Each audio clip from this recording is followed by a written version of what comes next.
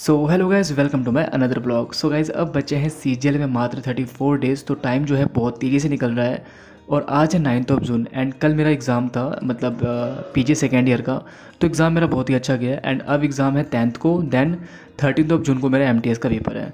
सो MTS में तो अब गिन के 3-4 दिन बचे हुए हैं। एंड अगर मैं बात करूँ सीजीएल की, तो सीजीएल में अब बचे हैं 34 डेज़।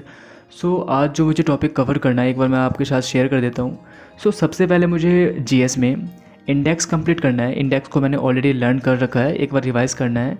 इंडेक्स और एक्सरसाइज, इससे क्वेश्चंस आते ही आते हैं। देन फिर मुझे ज्योग्राफी में आज जनजाति यानी कि ट्राइब्स कंप्लीट करना है। उसके बाद पॉलिटी में अमेंडमेंट्स कंप्लीट करना है क्योंकि इससे क्वेश्चंस आते हैं। एंड उसके बाद इंग्लिश ग्रामर में आज का टॉपिक है सब्जेक्ट वर्ब एग्रीमेंट।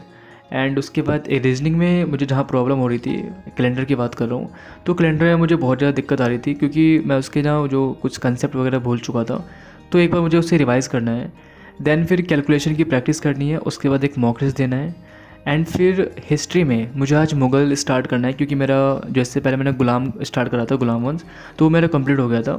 देन आज मुझे मुग़ल से स्टार्ट करना है। मुग़ल के आज मुझे 2 रूलर कंप्लीट करने हैं, एक बाबर और दूसरा हुमायूं। तो उनके बारे में मुझे आज याद करना है। देन उसके बाद फिर करंट अफेयर का आज मुझे मई मंथ कंप्लीट करना है, डे 1 डे 2 करके। एंड सबसे लास्ट में मुझे मैथ कंप्लीट करना है, स्पीड एंड डिस्टेंस, जो बहुत ही अच्छा टॉपिक है क्योंकि इससे एमटीएस में क्वेश्चंस आते ही आते हैं और सीजीएल में एक क्वेश्चन आता है। लेकिन अगर मैं बात करूँ एमटीएस की, तो एमटीएस में इस टॉपिक से 2 क्वेश्चन आता ही आता है। सो मुझे आज ये एनी हाउ कंप्लीट करना है। सो गाइस, अपन सबसे पहले स्टार्ट करते हैं जीएस के इंपॉर्टेंट टॉपिक एक्सरसाइज से। इसमें 2 कंट्री के बीच जो है एक्सरसाइज होती है। जैसे एग्जाम्पल के लिए मैं आपसे एक क्वेश्चन पूछता हूँ, आप लोग कमेंट जरूर करना। जैसे सूर्य किरण, अभी एक एक्सरसाइज हुई है सूर्य किरण 16 करके, तो वो किस कंट्री के बीच हुई है, ये क्वेश्चन पूछा जा सकता है। उसके अलावा एक क्वेश्चन है कोप इंडिया, तो वो किस किस के बीच हुआ है, तो इंडिया और अमेरिका के बीच हुआ है। तो ऐसे कई सारे क्वेश्चन हैं जो इस टॉपिक से पूछे जाते हैं। सो मेरा ये टॉपिक तो कंप्लीट होने वाला है। इसके बाद मुझे याद करना है इंडेक्स के बारे में। इंडेक्स बहुत ही इंपॉर्टेंट टॉपिक है, इससे क्वेश्चंस आते ही आते हैं। अब होता क्या है कि दुनिया में जितनी भी बड़ी बड़ी संस्थाएं हैं या फिर ऑर्गेनाइजेशन है, तो वो कुछ ना कुछ रिपोर्ट निकालती रहती है। जैसे एग्जांपल के लिए एक क्वेश्चन है, बहुत ही इंपॉर्टेंट क्वेश्चन है, वर्ल्ड प्रेस फ्रीडम इंडेक्स में इंडिया का पोजीशन कौन सा है, तो इसका सही आंसर होगा 161। और टॉप पर कौन है, मतलब फर्स्ट नंबर पर कौन सा है, तो है नॉर्वे। और ये रिपोर्ट किसने रिलीज़ की है, तो ये भी एग्जाम में क्वेश्चन आता है। तो इसका आंसर होगा विदाउट बॉर्डर्स। तो सबसे पहले मुझे ये कंप्लीट करना है। अच्छा, मैं आप लोगों से एक क्वेश्चन पूछ रहा हूँ, इसका आंसर आप लोग कमेंट में ज़रूर करना। क्वेश्चन ये है, ग्लोबल जेंडर गैप इंडेक्स और दूसरा ग्लोबल पीस इंडेक्स, दोनों का आंसर सेम होगा। मैं फिर से बोल रहा हूँ, ग्लोबल जेंडर गैप इंडेक्स और ग्लोबल पीस इंडेक्स में इंडिया का रैंक कौन सा है। ठीक है, जो भी होगा दोनों का आंसर सेम है। अगर आपको पता है तो कमेंट जरूर करना। सो फाइनली मेरा ये टॉपिक कंप्लीट हो चुका है। अब मुझे लर्न करना है ज्योग्राफी में जनजाति यानी कि ट्राइब्स के बारे में।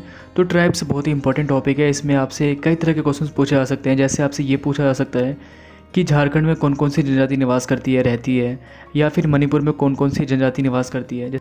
अभी कुछ टाइम पहले मैंने क्वेश्चन देखा था जो प्रीवियस ईयर एग्जाम में आया था। उसमें ये पूछा गया था कि गुड्डी ट्राइब्स किस स्टेट से रिलेटेड है, तो इसका सही आंसर होगा हिमाचल प्रदेश। तो ऐसे कई सारे क्वेश्चन हैं जो यहाँ से आते हैं एग्जाम में। सो फाइनली मेरा आज का ये टॉपिक हो गया है कंप्लीट। अब अपने को लर्न करना है पॉलिटी में अमेंडमेंट्स, जो बहुत ही इंपॉर्टेंट टॉपिक है।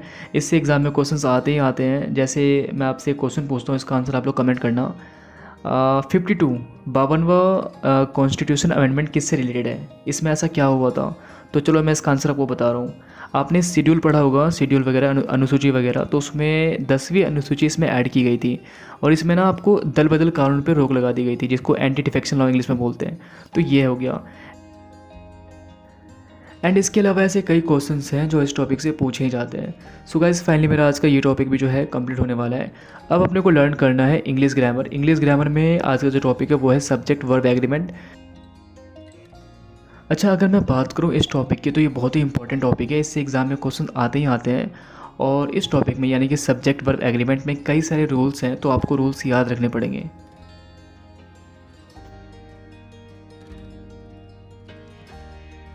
सो फाइनली मेरा आज का ये टॉपिक जो है कंप्लीट होने वाला है। इसके बाद अपने को कंप्लीट करना है रीजनिंग का टॉपिक कैलेंडर। क्योंकि मैं पिछले कुछ दिनों से नोटिस कर रहा हूँ मॉक टेस्ट में, तो वहाँ पे मुझे सबसे ज़्यादा मिस्टेक ना, मतलब रीजनिंग में वो एक क्वेश्चन या फिर 2 क्वेश्चन अगर कैलेंडर के आ रहे हैं, उसमें से एक तो बन जा रहा है, फिर एक नहीं बन पा रहा। तो मैं उसका कुछ कंसेप्ट वगैरह भूल चुका हूँ। एक बार मुझे रिवाइज़ करना है, देन फिर वो गलती नहीं करूँगा वापस से।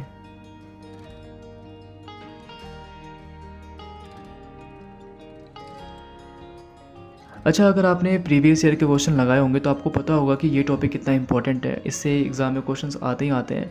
एक क्वेश्चन या फिर दो क्वेश्चन डन है, कई कई बार तो दो आ जाते हैं, लेकिन एक तो कंफर्म आना ही आना है। सीजल की बात कर रहा हूँ मैं। सो गाइस, फाइनली मेरा आज का ये टॉपिक जो है कंप्लीट हो गया है। अब अपने को लर्न करना है हिस्ट्री।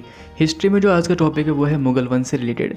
एंड मुगल वंश में मुझे आज दो राजाओं के बारे में याद करना है। सबसे पहला तो बाबर एंड दूसरा हुमायूं के बारे में। तो ये भी बहुत ही इंपॉर्टेंट टॉपिक है। इससे एग्जाम में क्वेश्चंस आते ही आते हैं। आपसे ये पूछा जा सकता है, सिंपल सा क्वेश्चन है, मुगल वंश की स्थापना किसने की थी? तो इसका सही आंसर होगा बाबर। एंड ये पूछा जा सकता है कि पानीपत की पहली लड़ाई किस किस के बीच हुई थी? तो इसका सही आंसर होगा बाबर और इब्राहिम लोदी के बीच, जिसमें बाबर जीत गया था। तो ऐसे कई सारे क्वेश्चन हैं जो यहाँ से आते हैं। सो मुझे आज बाबर और हुमायूं से रिलेटेड जितने भी इंपॉर्टेंट क्वेश्चन हैं वो सारे के सारे कवर करने हैं। सो फाइनली मेरा आज का ये टॉपिक जो है कंप्लीट होने वाला है। इसके बाद अपने को कंप्लीट करना है मैथ का एक टॉपिक, टाइम एंड डिस्टेंस। तो इसे मैं कंप्लीट करूँगा आदित्य रंजन सर की बुक से, सीजल वॉरियर, जिसमें टोटल 72 क्वेश्चन है। उसमें आपको सीजल के सारे क्वेश्चन है, मतलब प्रीवियस ईयर के। तो बहुत ही इंपॉर्टेंट टॉपिक है। सो इसे मैं बाद में कंप्लीट कर लूँगा। और दो तीन चीज़ें और बच गई है। एक मुझे मॉक टेस्ट देना है और एक कैलकुलेशन की सीट प्रैक्टिस करनी है। सो गाइस, वीडियो की लेंथ काफ़ी लंबी हो चुकी है। सो मैं वीडियो को यहीं पे एंड कर रहा हूँ। एंड आप लोगों से एक रिक्वेस्ट है, अगर आपने अब तक मेरे चैनल को सब्सक्राइब नहीं किया है तो याद से कर देना। सो गाइस, मिलते हैं अगले ब्लॉग में।